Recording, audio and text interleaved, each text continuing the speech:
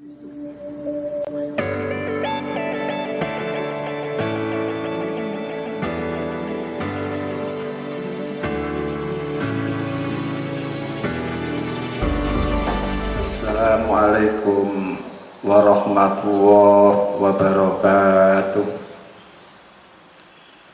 Bismillahirrahmanirrahim.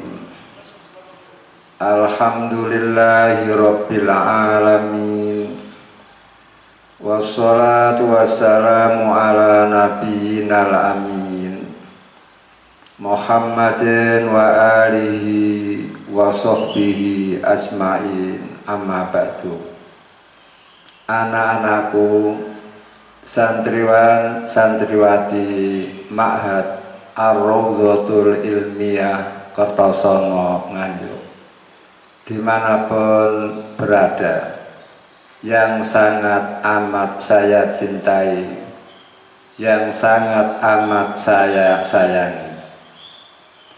Hari ini kita ketemu kembali dalam kajian tafsir Al-Quran tentang taubat. Kemarin sudah kalian ketahui apa makna taubat. Kemudian kalian pun sudah tahu mengapa taubat disyariatkan. Manusia punya kecenderungan untuk melakukan pelanggaran demi pelanggaran. Padahal bahaya dosa,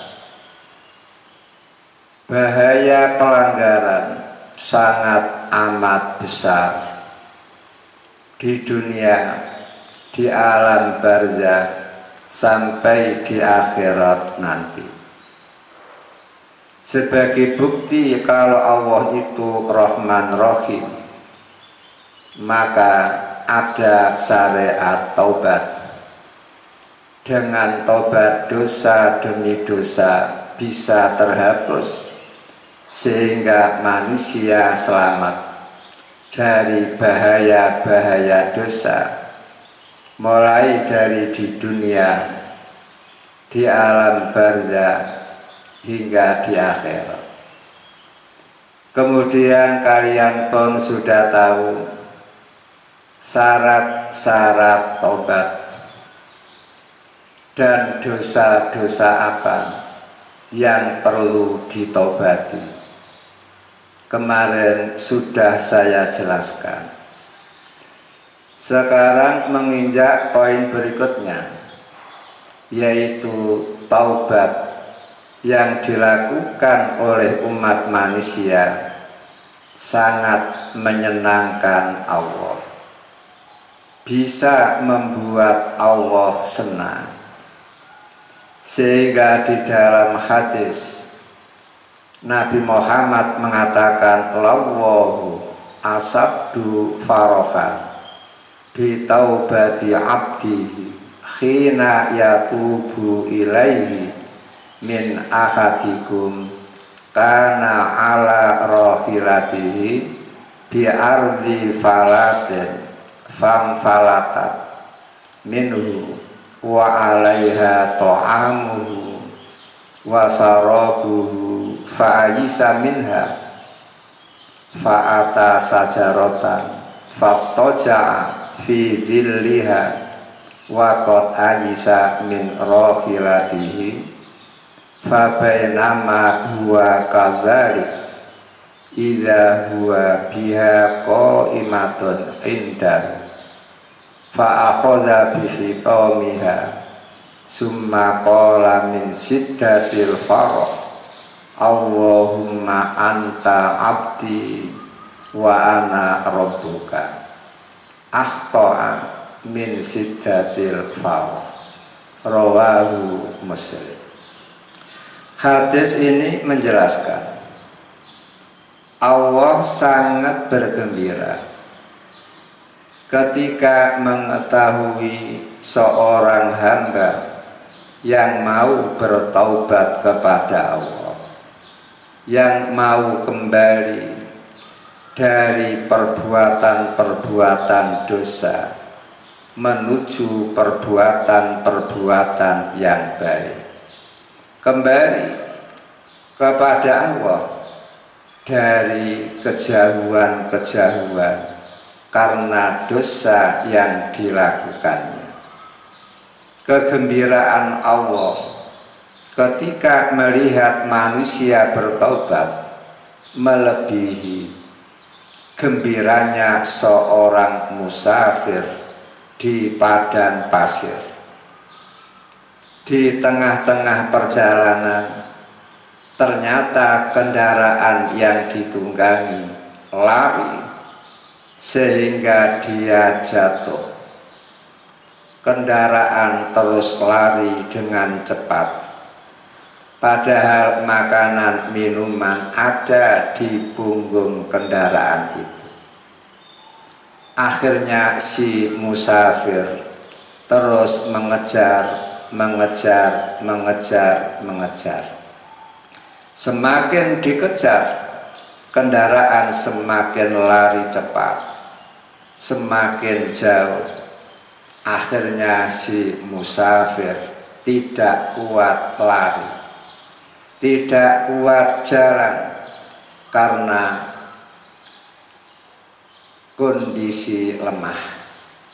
Akhirnya setelah dia berputus asa, dia berteduh di sebuah pohon, istirahat. Setelah dia tertidur sejenak, begitu bangun, subhanallah, ternyata kendaraan sudah ada di sampingnya berdiri tegak. Langsung kendali kendaraan dipegang. Saking gembiranya dia sampai dia mengucapkan Allahumma anta abdi wa ana rabbuka. Ya Allah, engkau adalah hambaku, sedangkan aku adalah Rabb kamu. Akhto'a, dia salah mengucap min siddatil farohi, karena terlalu sangat bergembira.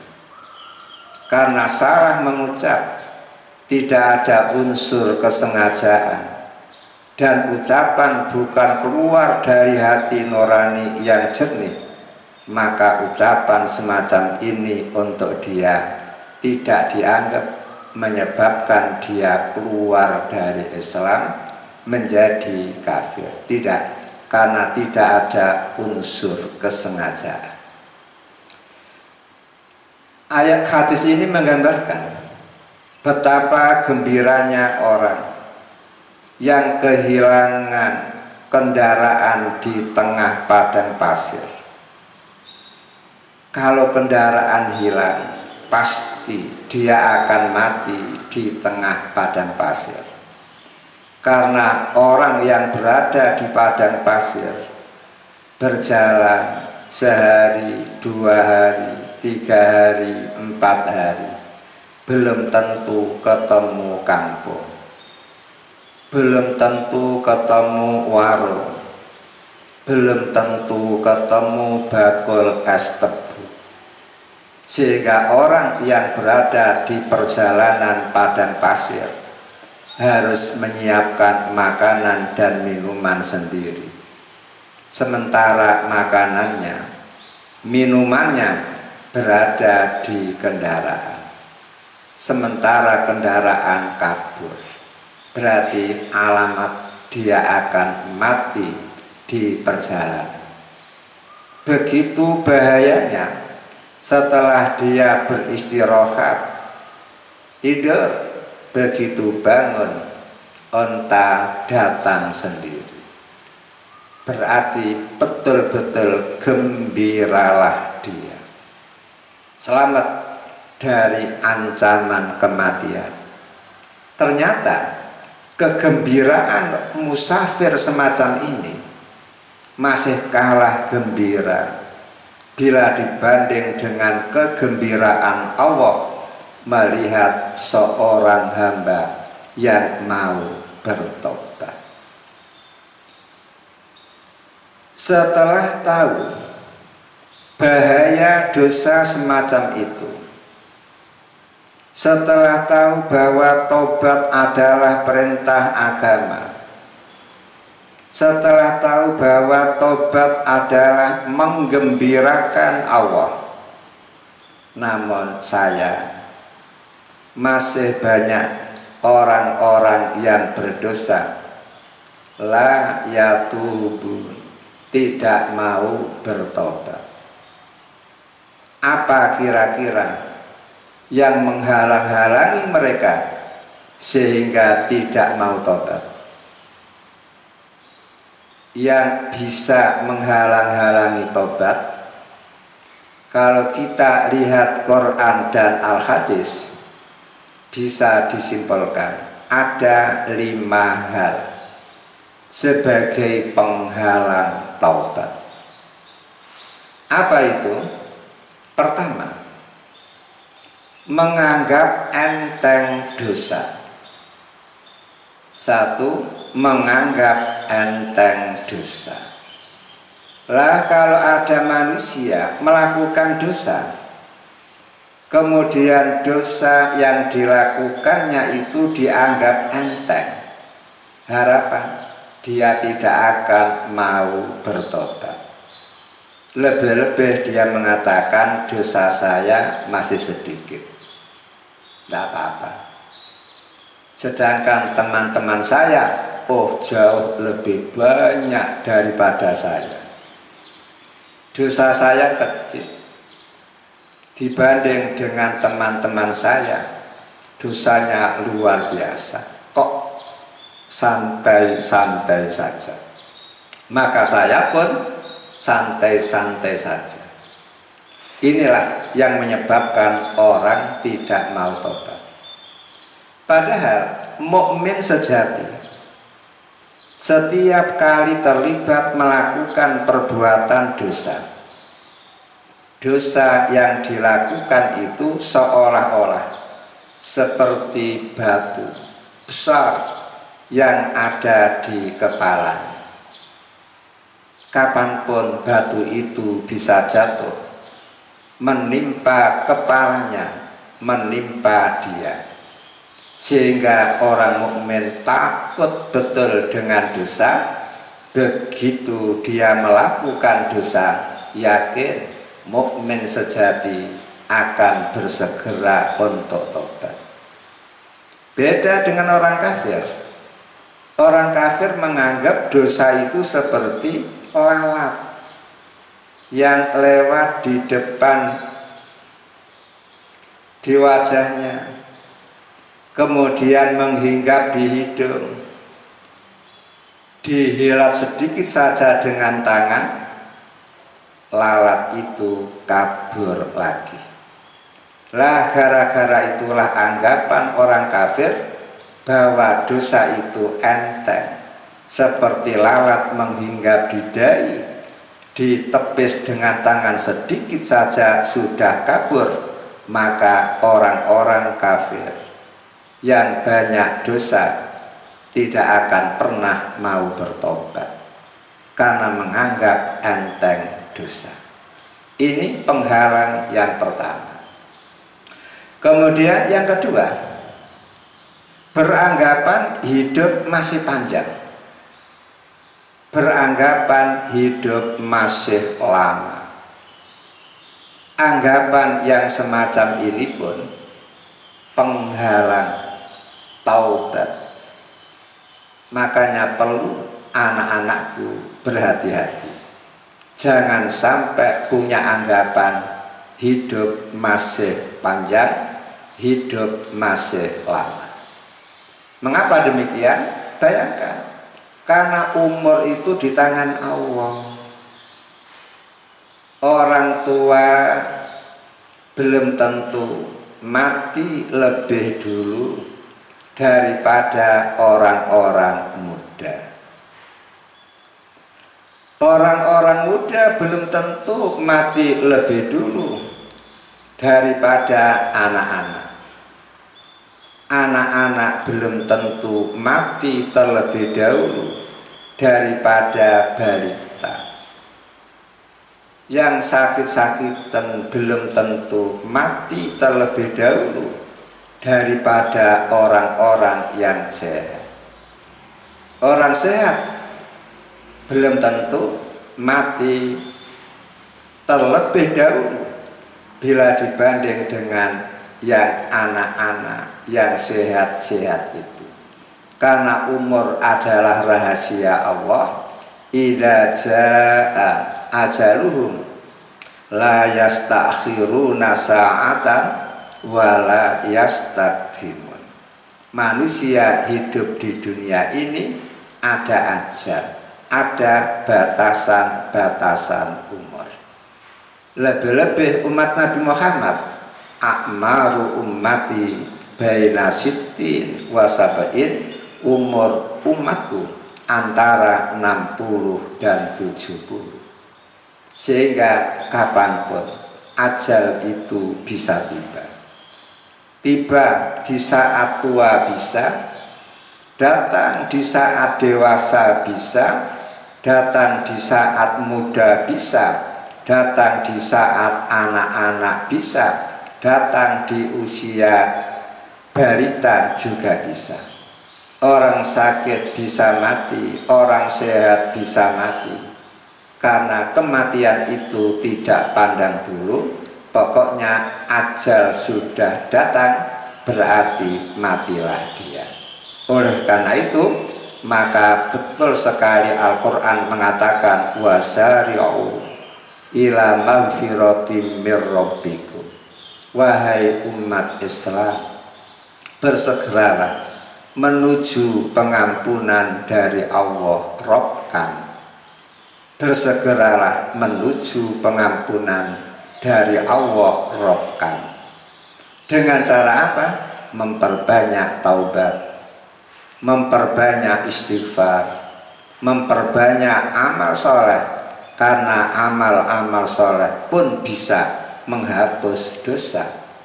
Dosa-dosa yang terhapus karena amal soleh adalah as-shaghair, dosa-dosa kecil, dengan satu syarat, idzastunibatil kabair, bila dosa-dosa besar pun dijauh.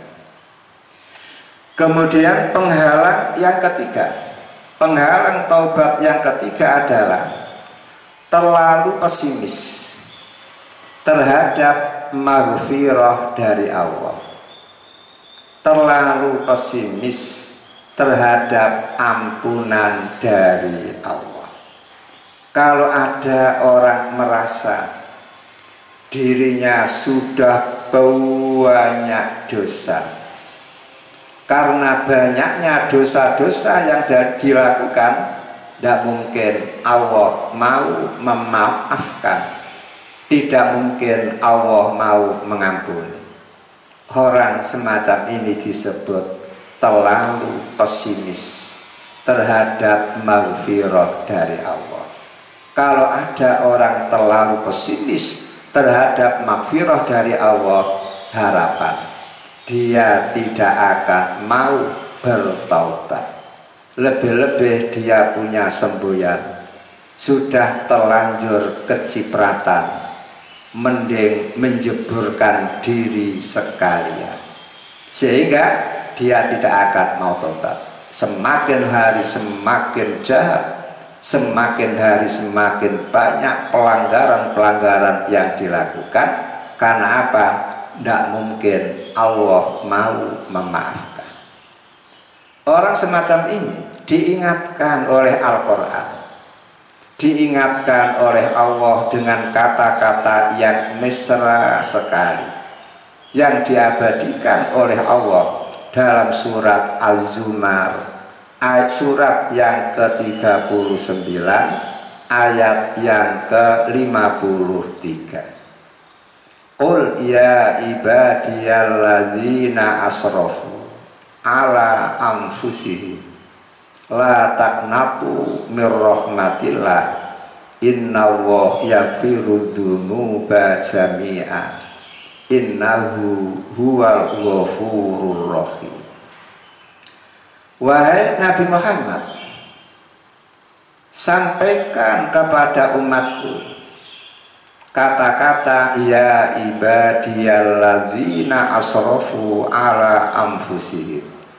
Wahai hamba-hambaku, kata Allah yang ditirukan oleh Nabi Muhammad, wahai hamba-hambaku yang berlebih-lebihan atas diri mereka, berlebih-lebihan di dalam melakukan dosa, berlebih-lebihan melakukan kemaksiatan, padahal dosa kemaksiatan yang mereka lakukan itu ala anfusihim, sangat membahayakan kepada diri mereka.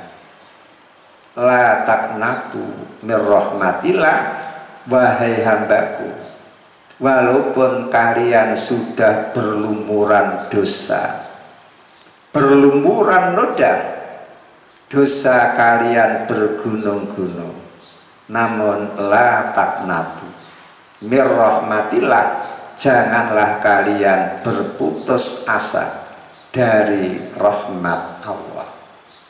Pengampunan Allah merupakan rahmat dari Allah. Makanya jangan berputus asa. Cari dan cari terus dengan cara bertobat, dengan cara beristighfar. Kalau toh kalian betul-betul bertaubat dengan taubatan nasuha, insya Allah akan mengampuni dosa-dosa kalian sebesar apapun, sebanyak apapun. Mengapa? Karena innallah yaghfiru dzunuba jami'an. Sesungguhnya Allah bisa mengampuni segala macam dosa. Innahu huwal ghafurur rahim, karena memang Allah itu Maha Pengampun. Allah itu Maha Welas Asih. Sehingga umat manusia tidak perlu punya perasaan pesimis terhadap ampunan dari Allah.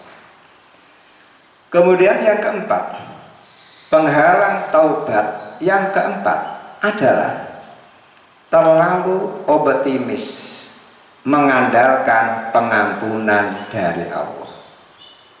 Terlalu optimis mengandalkan pengampunan dari Allah. Tidak apa-apa, dosa saya tidak seberapa banyak, sedangkan Allah itu ghafurun. Diulang-ulang oleh Al-Quran 71. Allah itu ghafurun, diulang-ulang 20 kali. Allah itu Ghaffar, Al-Ghaffar, diulang-ulang 4 kali. Allah itu Ghaffarun 1 kali. Allah itu Ghafiriz Dzanbi, diulang 1 kali. Karena Allah Maha Pengampun, karena Allah Maha Ghaffar, tidak apa-apa, dosaku pasti akan diampuni oleh Allah.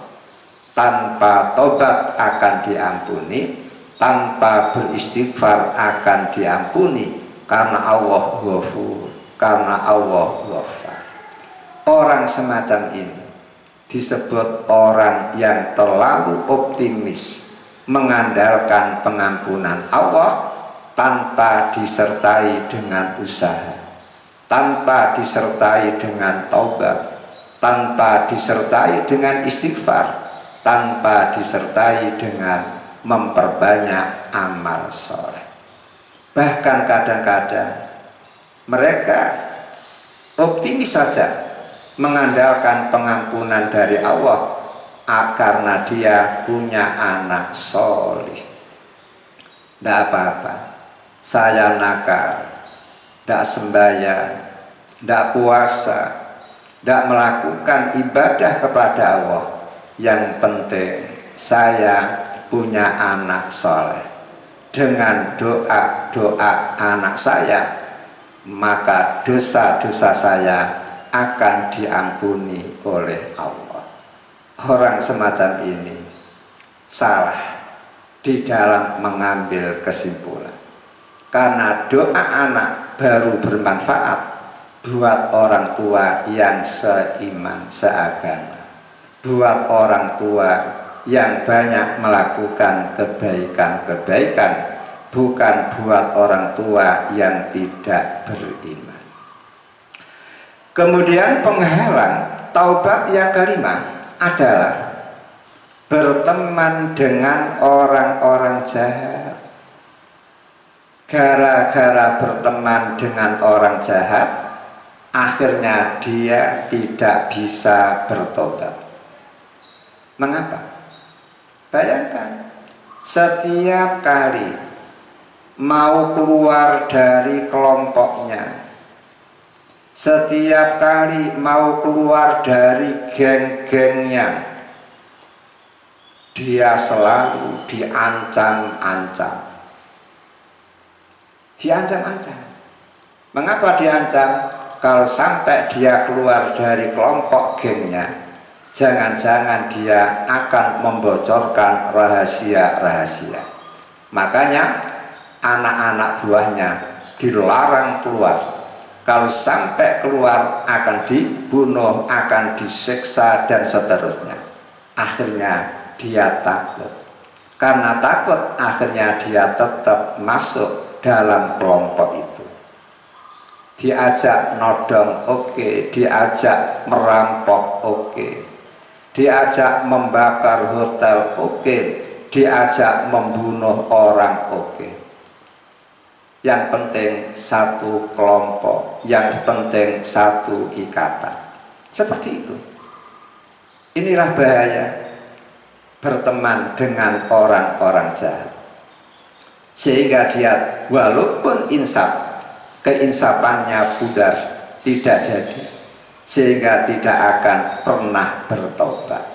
Oleh karena itulah maka Nabi Muhammad mengatakan, almar'u ma'aman ahabba ilaih. Seseorang selalu bersama dengan orang yang dicintai. Kalau yang dicintai itu orang baik, maka dia akan ikut menjadi baik.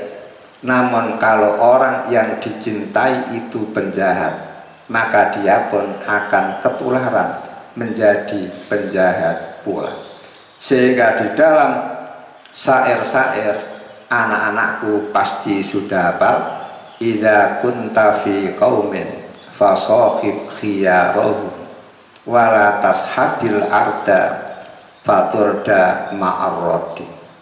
Apabila Anda berada di satu kaum, maka berteman akrab sajalah dengan mereka yang baik-baik, yang mulia-mulia, yang akhlaknya karimah. Dan jangan sekali-kali berteman dengan orang-orang nakal, orang-orang jahat, karena Anda akan jatuh bersama orang-orang yang jatuh.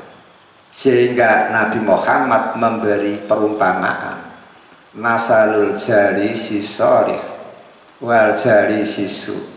Perumpamaan teman duduk yang baik dan teman duduk yang jahat seperti berteman dengan penjual minyak wangi dan berteman dengan tukang besi.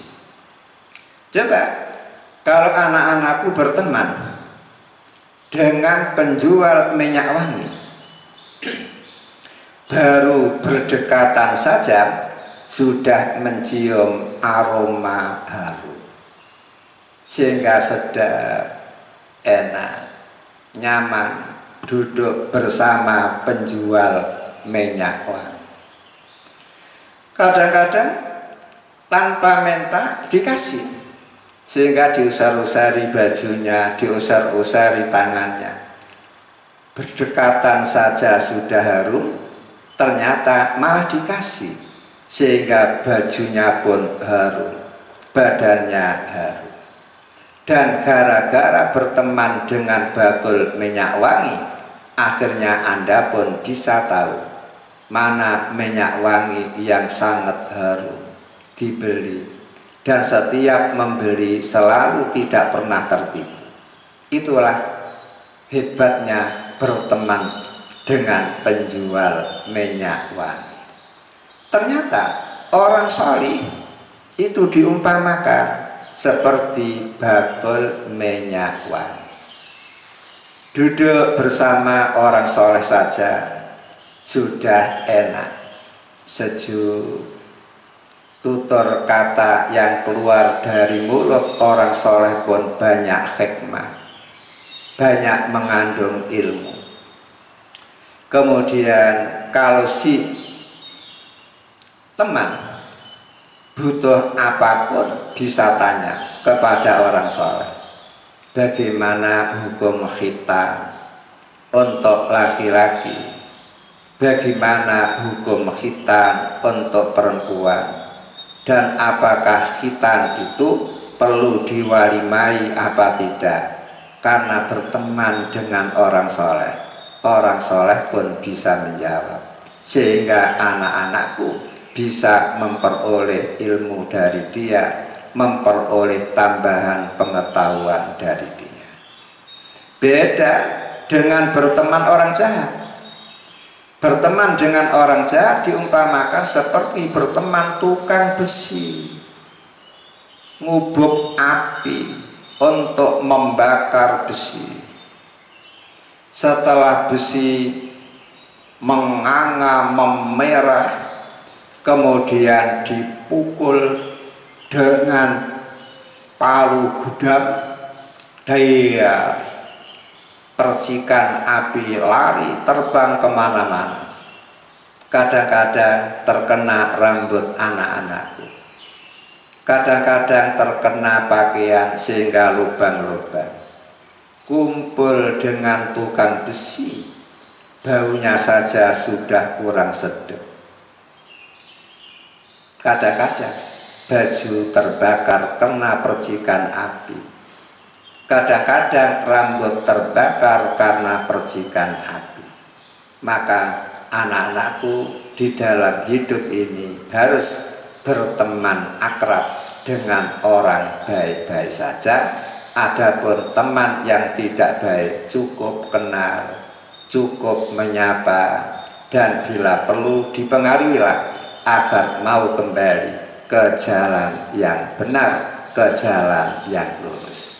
Itulah 5 penghalang taubat. Pertama, menganggap enteng dosa. Kedua, beranggapan hidup masih panjang. Ketiga, terlalu pesimis terhadap ampunan dari Allah. Yang keempat, terlalu optimis mengandalkan ampunan dari Allah. Kelima, karena berteman dengan orang jahat. Kemudian poin yang terakhir, tertutupnya pintu taubat. Tertutupnya pintu taubat. Karena pintu taubat itu terbuka untuk siapapun yang melakukan perbuatan-perbuatan salah. Sehingga di dalam hadis Allah Ta'ala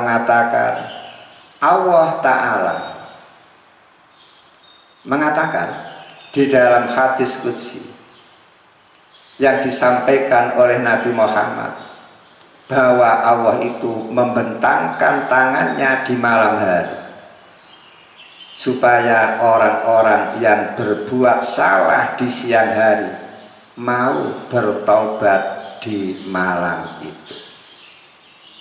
Dan setiap pagi hari, siang hari, Allah pun membentangkan tangannya agar orang-orang yang melakukan tindak kejahatan di malam hari mau bertobat kepada Dia.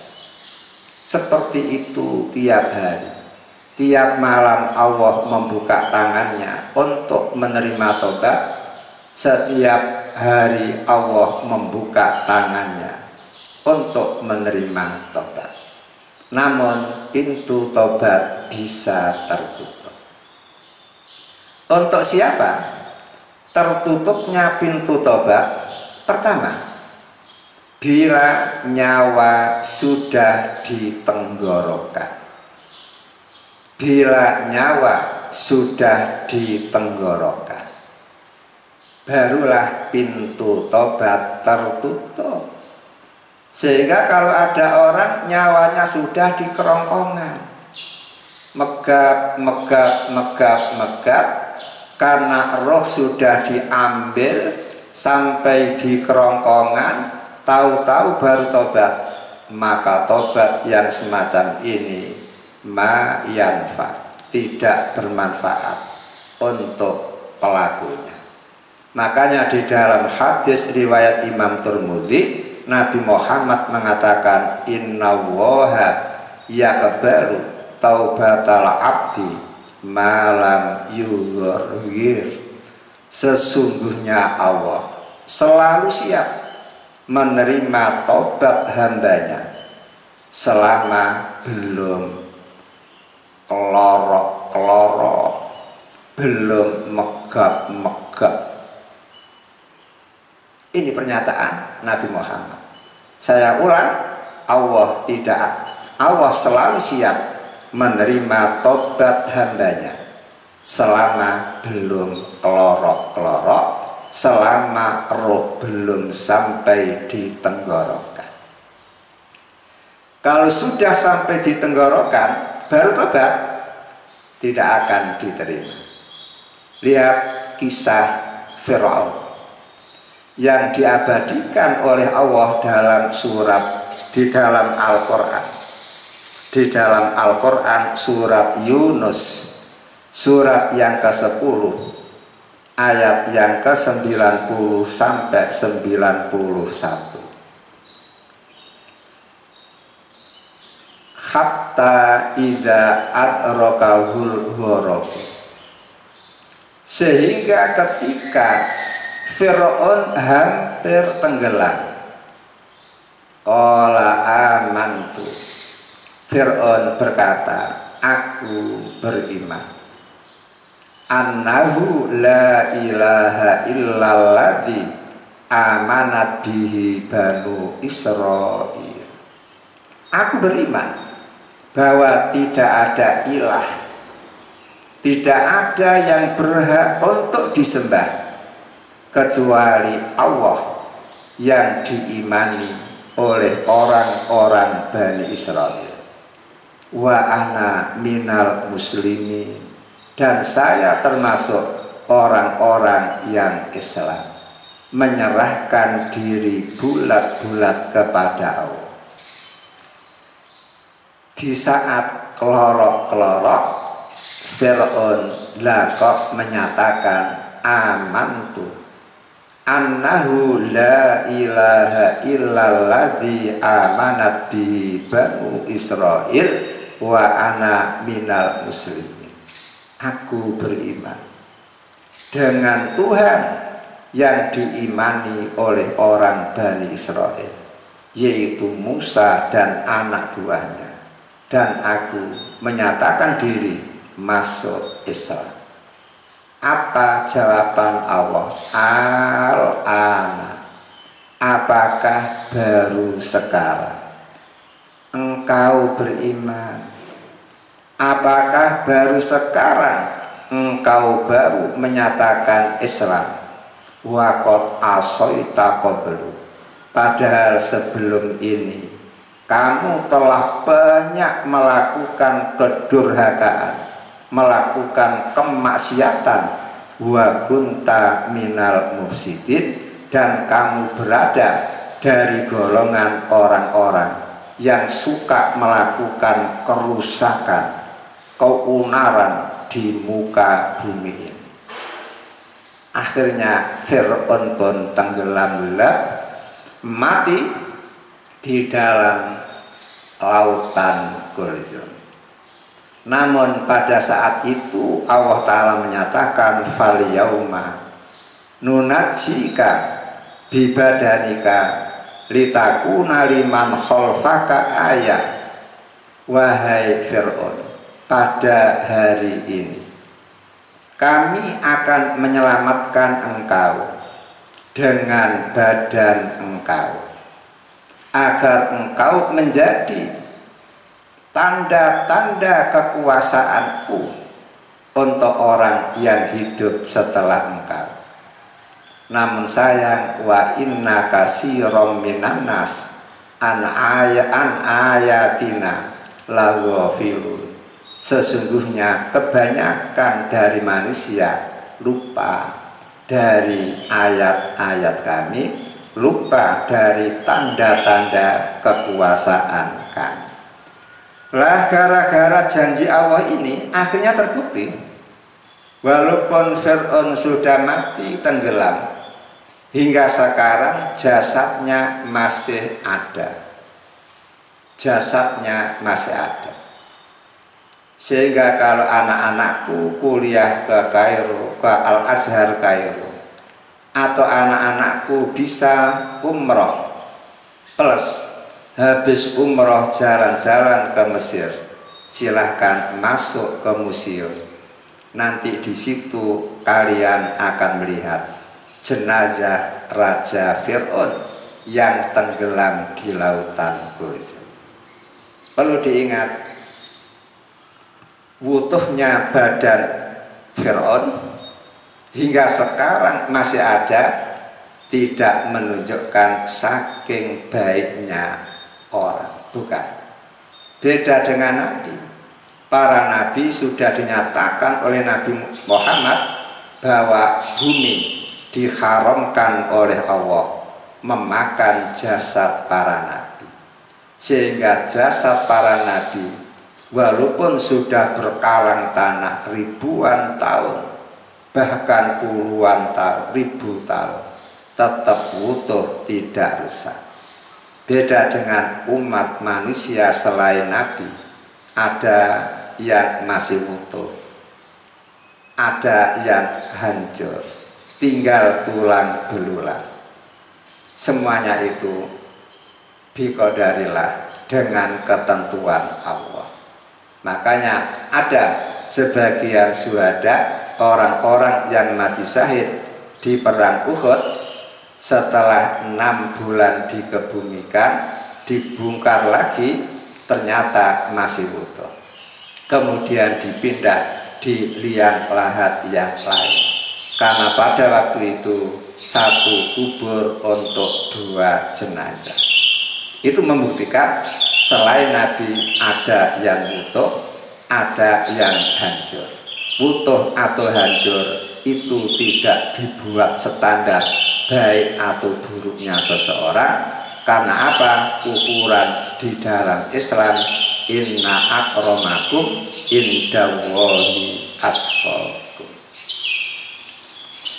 Kemudian yang kedua, tulu usamsi mim maghribiha, tertutupnya pintu tobat apabila matahari sudah terbit dari arah barat. Bila matahari sudah terbit dari arah barat, maka tobat, pintu tobat sudah tertutup, sehingga waktu itu tidak waktunya tobat lagi. Makanya Nabi Muhammad mengatakan dalam hadis riwayat Imam Muslim, man taba qabla an tatlu as-samsu mim maghribiha tabawa alaihi. Siapa yang mau bertobat sebelum matahari terbit dari arah barat, pasti Allah akan menerima tobat dia. Akan tetapi kalau matahari sudah terbit dari arah barat kok baru bertobat, pasti tobatnya ditolak. Mardudah, taubatuhu mardudatun, tobat dia akan ditolak sehingga tidak bermanfaat sama sekali, sehingga dosa-dosa dia tetap akan dipikul menghadap kepada Allah dan akan dimintai pertanggungjawaban. Anak-anakku yang saya cintai, inilah yang bisa saya sampaikan tentang taubat dan segala-galanya. Semoga anak-anakku bisa berhati-hati, jangan sampai melakukan pelanggaran-pelanggaran. Akan tetapi kalau terpaksa kesandung dalam perbuatan dosa, maka cepat-cepatlah untuk bertobat. Insya Allah kalau tobatnya merupakan taubatan nasuha, kesalahan itu akan segera diampuni oleh Allah, sehingga anak-anakku menjadi bersih kembali. Dan setelah itu perbanyak amal bagus. Sekian, wal afu minkum. Assalamualaikum warahmatullahi wabarakatuh.